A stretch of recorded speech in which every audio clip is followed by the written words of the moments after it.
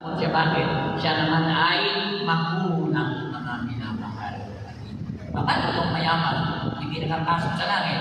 Yung mayaman kasama si Lazaro nga ang kumakain ng mayaman si Lazaro, namumulot ng gumulo si Lain na nauulog. Wala naman sila sa Biblia kung ang mayaman ay nagnakaw o nagsinungaling o nangulo niya. Hindi. Ang kanya lang ginawa, hindi lang niya binigyan si Lazaro ng pagkain si Lain ng isa, kaya napunta siya ng impyerno. Bakit? Ang mayaman ay isang maramot, mga kapatid ko. Maramot. Kaya dapat yung tatlong ito mawala sa ating buhay. Alin tatlo? Alin tatlo ito? Magkamag-anak. Yung tatlong ito magpinsan ko. Alin? Kuripot, makunat, at saka maramot. Taas kamay mga kuripot. Kuripot, taas kamay. Wala. Makunat, malang makunat. Wala pa rin. Walang amin. Maramot, walang maramot. Maramot. Alin yun? Alam nyo. Alin man sa tatlong ito, kapag may ugali, tingnan ito, galit ang Diyos sa atin. Bakit galit ang Diyos? Kaya madalo ka sa gawain ito, kapag kuripot ka, hindi ka kinabangan ng Diyos. Eh, lalo kung makunat ka, hindi ka niya magagamit na nakakali. Dapat ang tatlong ito, mawala ito sa ating buhay, mga kapatid.